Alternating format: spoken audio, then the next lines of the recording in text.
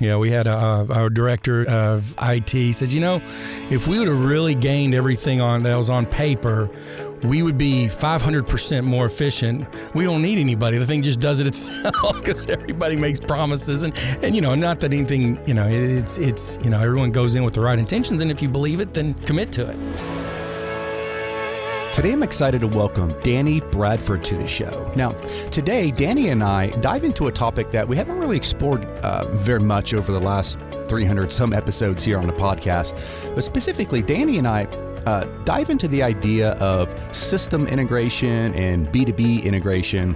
In other words, if you have a company and you're working with another company, how can you tie your two systems kind of together so you might be able to communicate? So today, Danny works with in the legal industry, and so their firm needs to be able to communicate with their clients in certain ways. But Danny has a background in manufacturing, and so throughout the show, he shares examples of how back in his manufacturing days, how they worked with tying bill of materials together in a more system integration way to really reduce a lot of waste, a lot of inefficiencies, a lot of like double entry, different things like that. So lots of parallels and lots of things to be learned from a lean perspective.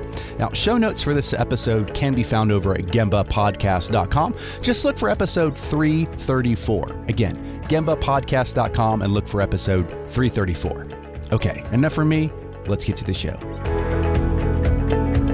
Danny, welcome to the show. How are you? I'm great. Thanks for having me. Yeah, thanks. We're in studio here and using our audio rooms a little bit here. So big old piece of glass in between us and all that. But hopefully I really do love doing face-to-face interviews. We've done a bunch of interviews at various conferences and things like that, and so we'll set up a little table right there in the conference, and it's me and the person right across, and those are the best, when you can just really feed off of each other's energy and all that kind of stuff. But anyhow, I appreciate you driving in from Plano, right? Over here to Keller, Texas. There it is. All right. Well, Danny, I know you've listened to the show, and your friend and former podcast star Jacqueline, that's right, introduced us. So thank you, Jacqueline, for that. That's all right. Shout out to Jacqueline. Yeah, episode 320, Jacqueline and I talked about lean in the legal profession. So that was a fun one and got a lot of good comments on that episode. So appreciate Jacqueline for that and for introducing us. So we like to begin with our guest sharing a quote. So do you have one that you want to share? Yeah. I have a quote that's guided a lot of my projects, a lot of my relationships, a lot of what I do is basically it's no one cares how much you know until they know how much you care. Theodore Roosevelt said that a long time ago. Essentially, people aren't going to listen to you. People aren't going to follow what you say. People aren't going to trust you until they know that you care for either their job or whatever the context is. Yeah. So I really make that a centerpiece or a major part of everything, all my projects. Yeah. Because when we do projects, lean projects, we're shocking a lot of people's business process. We're taking them out of their norm. And if you don't have their trust, it's not going to last long. It may happen for a bit, but it'll go back to the old way. So you really have to build that trust. Yeah, no, exactly. Trust is so important. So Danny, tell us a little bit about your background. Tell us what kind of how you got first exposed to this whole continuous improvement idea, and tell us what you're up to these days. Yeah, so it's tough. It's 25 years been going. Started out as in mechanical engineering. Okay. And products, outdoor lawn equipment. Nice. And and it was a continuous improvement engagement because any product you sell, you were only going to make 2%. You're making pennies on a $200 product. So if you could save a nickel, you were saving the company, you were making the company, tens of thousands of dollars. Yeah. So we were always squeezing it for every penny. Yeah. So did that for a few years. Then they asked me to do some training on the PLM tool. If you've been aware of that space, engineering, product lifecycle management. Okay. We did a huge upgrade, and they asked me to participate, and fell in love with the computer side of things. Okay.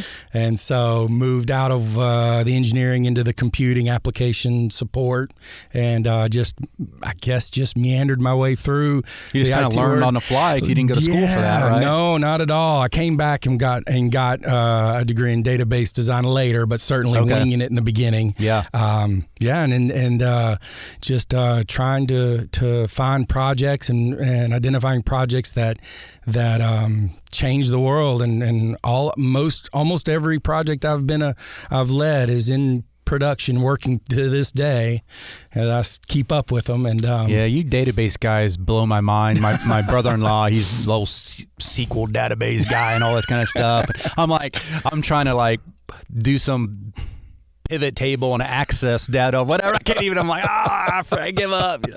Danny, come do this for me. right. Yeah, that's a different skill set, man. It is, and everyone wants to get access to the data. Now we have data scientists nowadays. Big data. AI, all these things. Yeah. But at the end of the day, all of these things you can all track back to, business process improvements and lean, and you have to cling to those roots, or you can get lost in the technology. The remote control is not going to help you, right, if you don't know why you're building the remote control. So that's what it's all about. Well, another thing that that I'm pretty passionate about is seeing folks, unfortunately sometimes finding really sophisticated ways to automate waste. Yes. I'm like, don't automate waste. Let's remove the waste and then let's automate. Right? That's right. So anyhow, all right. Well, hey, so Danny, I guess today what we kind of want to talk about is this whole idea of system and B2B integration. So let's just start at the beginning. What the heck does that even mean? So when you're talking integration, you're really talking about essentially, you could look at it as three different levels of integration. You're in one department and you have a coworker that's working on a different system, and you need to integrate those systems inside of a department. So when you're integrating those type systems, it's different, but it's all about helping your coworkers improve. Then you have cross-departmental integration. So you have your HR group, and then you have your engineering group, or your manufacturing, or your legal teams in my world today, and other departments.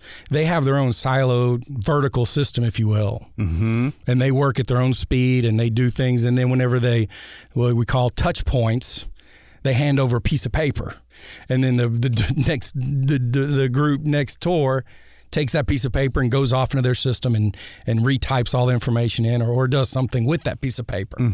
So cross-department integration is all about eliminating that piece of paper or that manual effort and streamlining that. Got it. So you walk up, the downstream, if you will, departments just wake up in the morning and they've got new data in their system, and they're triggered to action instantly, and no one had to do anything for that. So what's the? I've had guests on in the past who are really passionate about the whole sustainability kind of movement, like getting rid of paper for that kind of environmental reasons, but also just efficiency and cost and all the rest of it.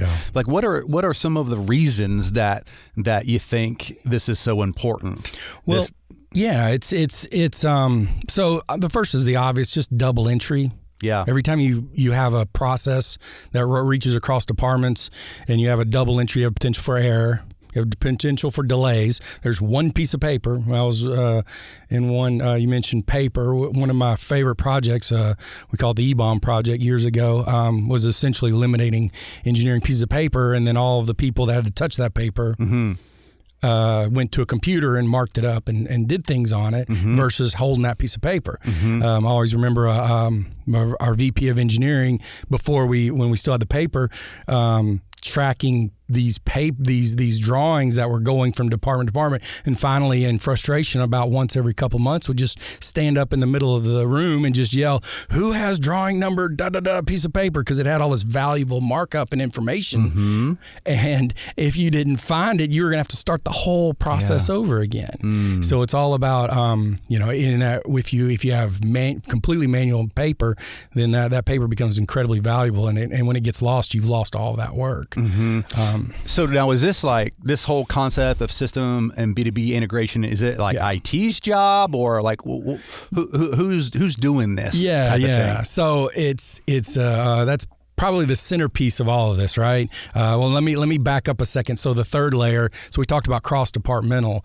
So that's still not B2B. B2B is business to business. So if you can imagine two businesses that do work together, whether it's a client relationship or a partnership relationship, B2B is all about linking those two businesses together. Yeah. And so you have completely different IT departments, completely different business groups with processes, and you're now linking those two business processes together. Mm-hmm. So that's the one that's really where we sit, where my group sits today, where I sit so today. Really it's more appropriate to say system integration and then B2B integration, something like that, right? Yeah, there you go. So so in my world today we have clients and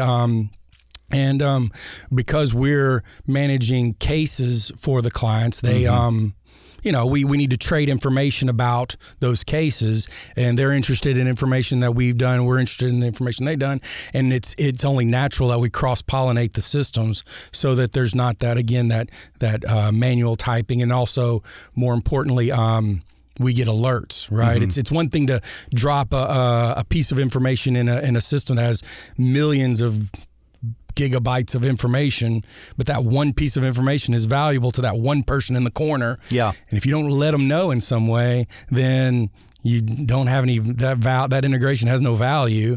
And it's even worse because the person sending the information thinks they have it, mm-hmm. has expectations of having it, mm-hmm. and you don't, and the other person doesn't know it exists. So so we're real big users here at Gemba Academy. We have folks here in Texas and California, Washington. So we have folks all over the place, and we're real big on using it's poor man's system integration, but like Google Sheets and Google Drive and Google Docs and stuff like that. And so we are collaborating on the same document, even at the same time. I mean, is that sort of a generic example of what you're talking about? I mean, a real basic example, or it's honestly, it's you've done you've almost taken a step even further in that you have adopted the exact same system. So you've fully integrated your processes into one. Mm-hmm. So it's almost taking it even to that next step further. Mm. This is really around,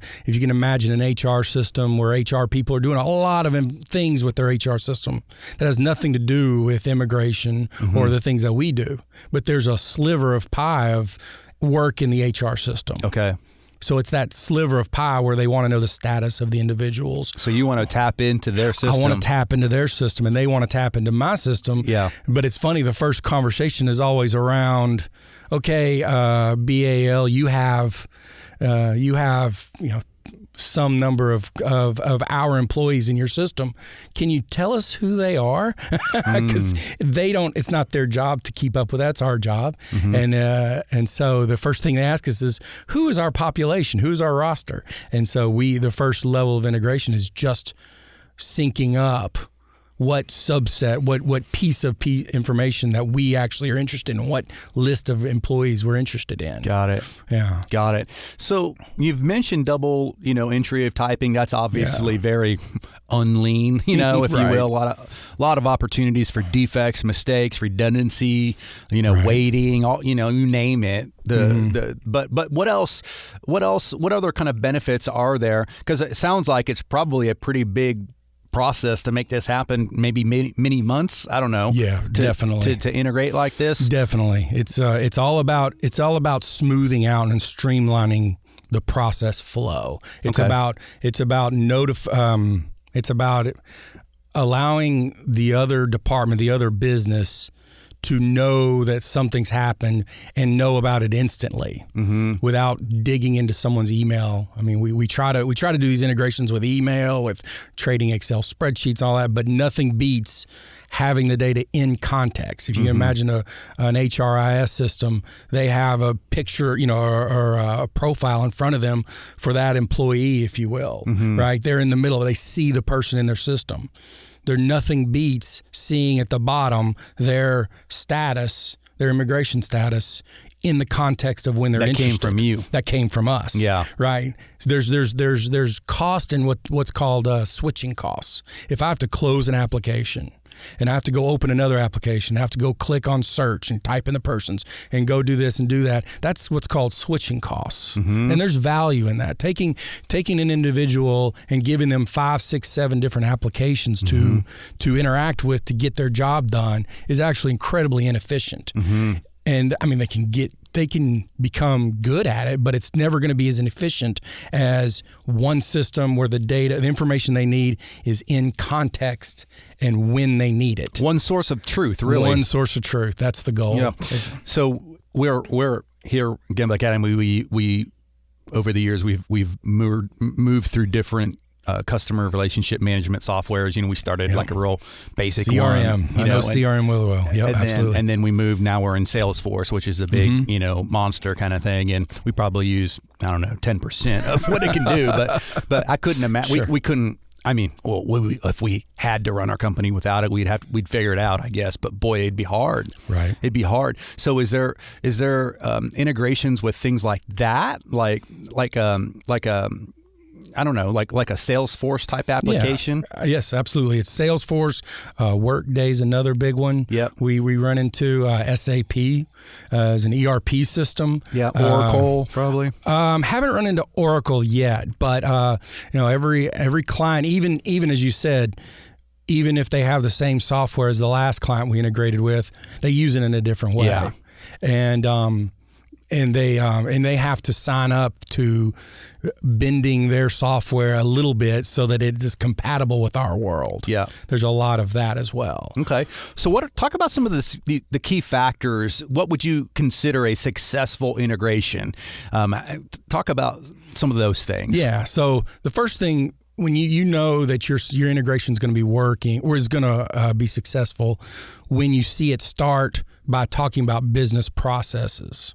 If I'm integrating two systems, my number one goal in the beginning is to get those two business groups in the same meeting. In the same Zoom meeting, right?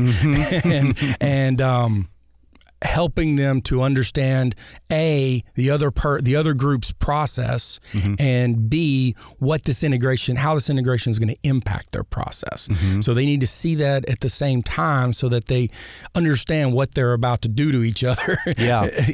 Everybody is going to have to bend. And if you have integration and it's led off by let's say an IT purist who's going to go out and make some O's and ones connect and move some wires around, that's the one I'm going to say probably isn't going to work out because they're going to shock the business processes. Got it. So if it starts off with what are the impacted use cases, what are the impacted business processes, and what is the new world going to look at from a business flow perspective? And we're talking relatively ambiguous here, but it's all about that. It's all about what is the new business flow, and then come back with, okay, now that we know how the business flow is going to happen, then you come back with the technology side.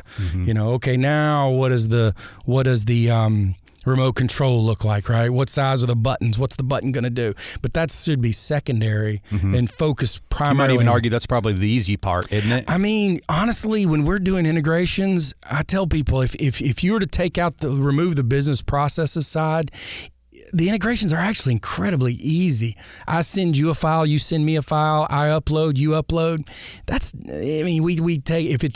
If a particular integration takes 6-8 weeks to be done, we're only doing 20% of that time is actually touching O's and ones and doing integration pieces.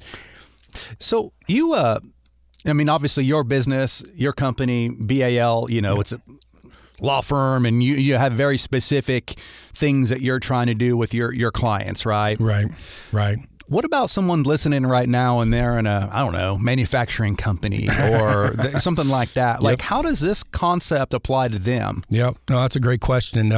So 18 years of my experiences in a manufacturing environment between products and between consumer products and aerospace. We've done a lot of integration projects there. I can give you some examples of business flow and how they can collide. If you want to grab some popcorn and watch some entertainment, get a mechanical engineer and a purchasing person and ask them each to define the word reuse. It's something as simple as that. I've seen arguments break out and just, I mean, spit flying and just the concepts are completely different, yet they have to collaborate to do the job. And so a purchasing person wants reuse to be a cadence of recycling of the same part numbers over and over. They want to see every product have the same or similar part numbers as possible. Engineering says, well, I've built this design. Now I've built one other design and I've used that part number, so I've reused and let the sparks flow from there. So and then you have other things like raw material management, all of these things. Each department just has their own vocabulary, their own way of managing it. And when you try to take data from one of those and pass it to the other, if you're not really careful, I mean, you can end up, causing a lot of problems and pains because you didn't understand the process flow of those who are receiving it. And you really have to dig in. You really do. One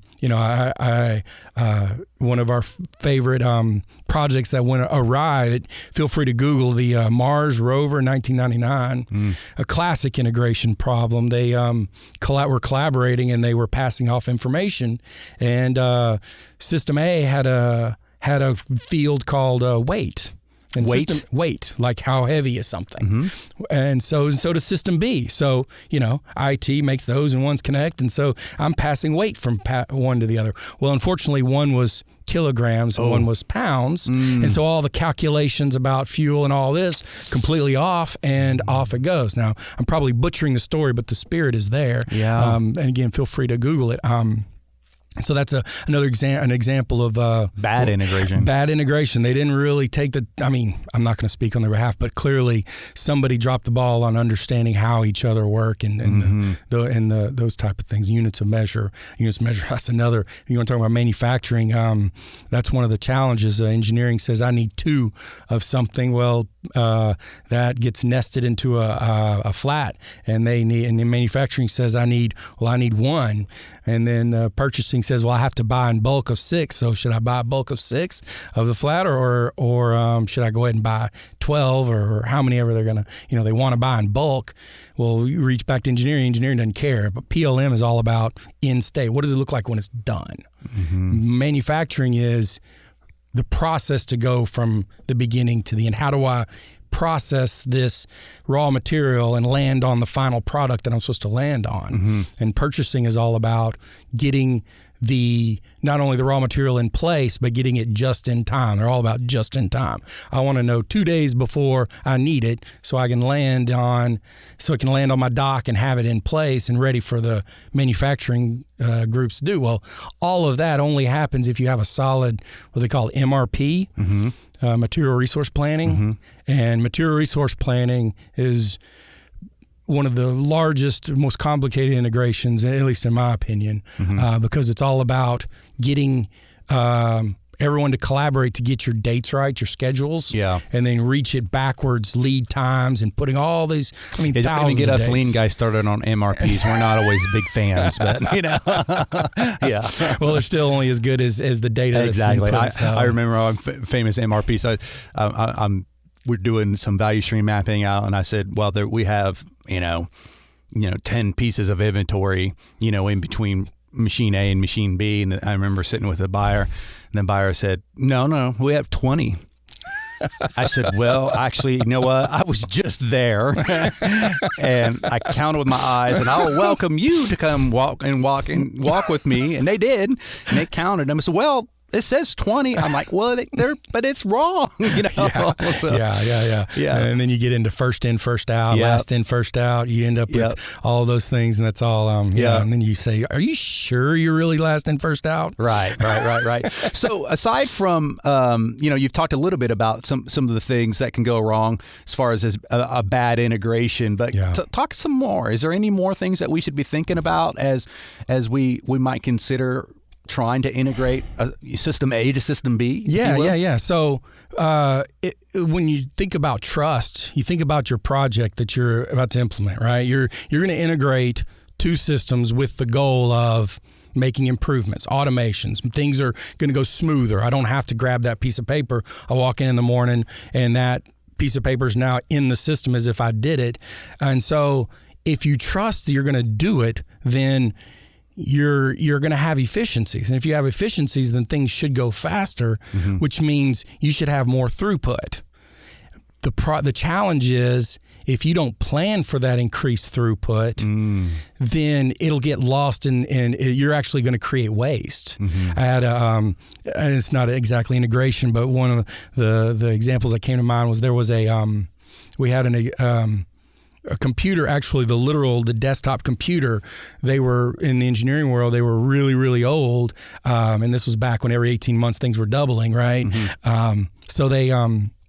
We replaced it. It was about 3 or 4 years old, and you could literally, some of the things you'd wait on the computer went from 30 minutes down to 2 minutes, and it's not worth going into all of that. But the point is, we created an amazing efficiency just by swapping these computers out.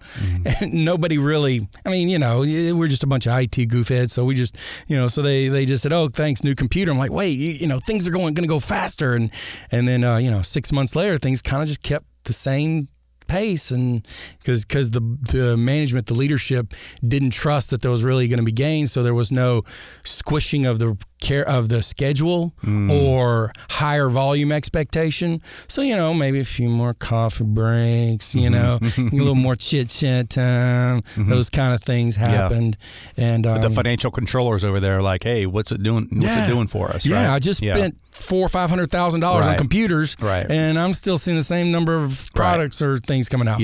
So you have to plan for, you have to assume things are going to go faster and schedule and plan accordingly. You used to put out one widget a week. You told me you were going to be 50% efficient. Great, I'm going to plan on doubling that.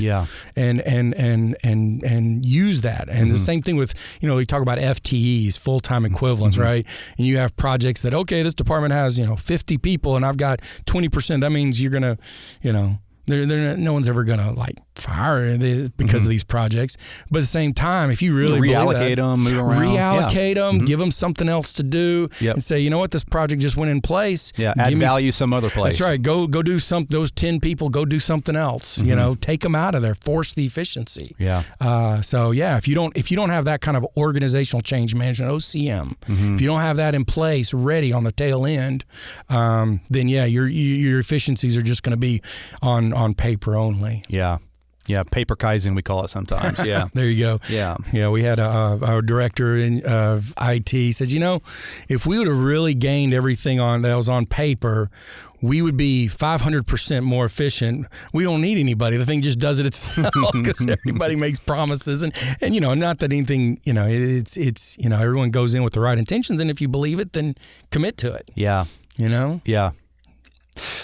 So what advice do you have for other folks? Like maybe some practical tips. And you talked about the importance of really understanding those business processes and that sort of thing. But are there any other practical tips that you can offer folks as they look to do this?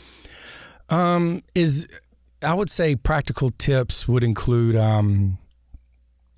just trust the analysis you did in the beginning. I know oftentimes, and this is really on the larger projects, a project can be 18 months, the larger ones. When you're doing an ERP system, what you could look at that ERP system as you're not only swapping out almost every department's software, but you're also making you're completely integrating them so that everything flows optimally. Well, that means you need to you need to really jostle some business process, but trust the analysis you did in the beginning and the people that said, yes, you do this for me and I can do that, and don't look back. Just trust and move forward with it. On one of those huge 18-month engagements, about how much time of those 18 months is the planning, the investigation, the deep dive, and then how much of it is actually making it happen? Yeah, it's usually it depends on how many departments are impacted. You might as well, you could plan a month or two of analysis on each department, because it is the challenge is, and it's true not with just integrations but any project, the people you're asking, they have full-time jobs already. Yeah. They're not just sitting around. I mean, now I will say the 2 or 3, some of the bigger projects they do say, okay, I'm replacing you so that you can go be my expert. But that's an extreme case. Usually you're beg, borrowing, stealing the people who everyone else wants already. Yeah. So some of it is just trying to get on their schedule. But yeah, it's a few months to stay, let the business continue to flow as normal, and then move in, and then it's several months of build it. And as soon as you think you have something worth it, bringing those people into a what they call a war room, into the room with all the computers sitting there, and then say, okay, purchase person, you go do that. Now, person B over here, did you see what you think you saw? And just play that game of running through those use cases. But again, it's running through the use cases that you originally mapped out. Is not only what you're doing today, but what you want to do tomorrow. So to wrap things up, why don't we think about your favorite integration that you've ever worked on. It doesn't have, maybe it's at BAL. You don't have to, obviously, don't share anything. I don't want a bunch of lawyers yelling at me, hey, what are you doing? But in particular, I'm curious to know, what was the problem you were trying to solve? And then, we talk a little bit about the integration itself, but then what was the result? How did it benefit organization A and B? Yeah. Well, that's maybe tough. Say your favorite, because it's your favorite kid. There's a top 5 for sure. Yeah, okay. I would say my favorite's always going to be the most challenging. It was actually a 4-year project. We implemented. We did the original implementation, and after about a year and a half, and then every year or every couple months we would do improvements on it. So we were on the project, me and my team for about 4.5 years, and it was a manufacturing bill of materials. So if you can imagine, you have engineers in one space, you have manufacturing in another space, purchasing in another place, warehouse in another place, if you will, and where all of those collide and combine or overlap, if you will, is the manufacturing bill of materials. It's taking the engineering bill of material and converting it into a manufacturable process. Got it. Because engineering just shows you what it should look like when it's done. Yep. End item is what it's what we refer to it as. So the MBOM introduces processes. I have to take that part, I have to cut it out on a lathe, I have to bend it, or someone who knows what I'm talking about would absolutely slap me upside my head if they heard me say that, because you didn't. IT guy over there. Manufacturing process, But you have 3 or 4 different processes, and any one part, in fact, could have 3 or 4 different manufacturing part numbers, because you may get halfway through and then you have to go shelve that part. Well, it's not the finish. They're only halfway done with it. So you give it a part number -A, and it's sitting on a shelf for a month, and then someone semi-finished goods. Semi-finished, and then they come back and get that part and bring it. So anyway, the MBOM project was all about, again, bringing all those groups into one place and saying, okay, how do we optimize so that we can eliminate some of the redundancy in the different groups. Now, full disclosure, in this case, this was what's called an engineer to order. So basically, you ever seen Orange County Chopper? Okay. Yeah, I know what you're talking about. We were custom making airplanes. And so engineers only started working once the customers made an order. You don't see anything before that. Right. So there's a lot. So that's very different than if you were in a different volume manufacturing. Or car manufacturer optioned order, or engineers just make a bunch of options and don't even know how it's ever going to come together, but just know all the different options. So anyway, this was a bit of a unique endeavor. But anyway, the goal was to instead of treating each airplane post engineering as a brand new thing, identify how to reuse what's been done in the past. The problem is everything has been done in the past at some point in some previous airplane, but you didn't know which one to look at because 80-90% of the new airplane is going to be already been done, but 10% of that was in an airplane 2 years ago. Another 10% was the last one just now, but no one has the time to figure all that out. So the M-Bomb was all about identifying that reuse and then bringing that reuse into a library, a master library of every permutation ever been seen. Wow. And then spitting out at the other end what was done in the past in those particular instances so that they did have it done. And we landed on they were the increased number of product we were expected as a plant, as a facility. We were going to have to hire roughly 125 additional manufacturing engineers to manage all that, and we were able to take on that entire workload, and we only hired maybe 10 new people because we were able to just use what was done in the past. But I will say, I think one of my new favorite is going to be what we're working on right now at BAL. We're actually in the middle of really a ground up rethink of how we do integrations. We're bringing in a lot of tools that are making things over the next few months really exciting. And so BAL has been is a really exciting place to be right now in terms of technology and establishing integrations, because it is about the business process, but at the end of the day, it's also about you still have to have IT tools in place to do what you want to do. And so I would say we're in the middle of doing that, so we'll have both. And I get to meet a ton of people, with client-facing integrations, B2B, and you establish those relationships, and then when we're done, we shed a little tear because we were going to miss everybody, and then 6 months later, we get together because they need to do an upgrade, and it's like the band's back together again, and it's we have a small team. You come to BAL, it's always going to be us, right? We don't have a big conglomeration. You're going to meet Melissa, you're going to meet Jesse, and you're going to meet me, and whether it's an upgrade, whether it's a maintenance issue or a maintenance that we want to do to make some minor changes, or whether to do it the first time, it's the three of us. So so we have a great time. BAL is not a small company, though. Boy, I went onto your website today. I was just poking around a little bit, and I went to team or whatever, and I'm scrolling, and I'm scrolling, and I'm scrolling. And I'm like, goodness, right. Now, how many locations? I mean, so we got Atlanta, obviously. That's where Jacqueline is, right? I believe she's, there's 5 or 6 locations. There's the Richardson office, which is our IT hub.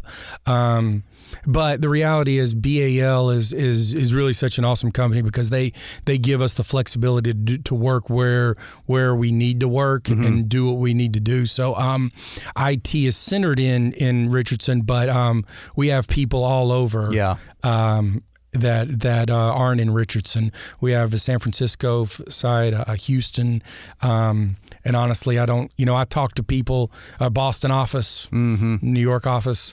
We see people. And the ones you're forgetting, you apologize in advance, right? I know. I got a lot of LinkedIn apologies to do, I'm telling you. You're going to be driving home. Oh, man. Got it. I don't know. Yeah. But yeah, we're definitely large, but we work with, when you get down to it and you work with the client's going to interact with a very small subset because we want to be that family, that extension of the client. Yeah, I get that vibe for sure. Yeah. We want to stay boutique, but we also want to expand. We expand to handle the workload that's needed for the client. Yeah. Yeah. But you're definitely going to, it's definitely, personalities and faces. Yeah. When you come to BAL, that's what we're all about. Awesome. Our managing partner, I knew, and then I was going to be there for a long time. I went from the first month we were there, and he randomly was riding around in an ice cream cart yelling, ice cream, coming, just handing out free ice cream sandwiches to everybody in the office. I'm like, yeah, this is a pretty cool place to work. Oh, nice. That's great. All right. Well, hey, Danny, what's the best way for folks to connect with you? Wow, that's a good question. Well, I'm on LinkedIn, Danny Bradford. D.A. Bradford at blglobal.com is my email. That's probably the two easiest ways. Yeah, we'll link to that in the show notes. So this is episode, 334. So just go to gembapodcast.com, look for episode 334, and link up with Danny and get your integration on. There it is. Anytime, day or night. All right. Well, hey, I appreciate you coming in, man. It's been fun. This is a blast. We're going to do it again. All right. You take care. Thanks. Thanks for listening. Whether you've been on the continuous improvement journey for many years, or perhaps you're just getting started, Gemba Academy is here to support you. And while we're best known for our more than 1,500 Lean and Six Sigma teaching and virtual tour videos, we also have a team of experienced Lean and Six Sigma practitioners available for one-on-one coaching, as well as a variety of Lean and Six Sigma certification options. To learn more and to schedule a demo, head on over to gembaacademy.com.